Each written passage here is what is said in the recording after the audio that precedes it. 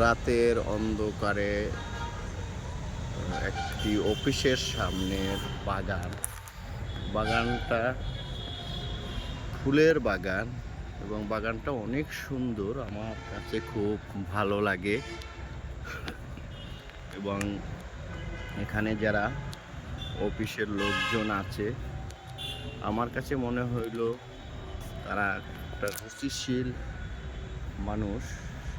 সেই ক্ষেত্রে রুচিশীল হিসাবে আমি এখানের যারা কর্মকর্তা আছে তাদেরকে আমি ধন্যবাদ জানাই যে এত সুন্দর করে পরিপাটি করে এটাকে সাজানো হয়েছে এবং অনেক সুন্দর একটা ফুলের বাগান। এবং এটা একটা অফিসের সামনে ফুলের বাগান, যেটা যে কোনো মানুষ দেখলেই তার চোখ আটকে যাবে।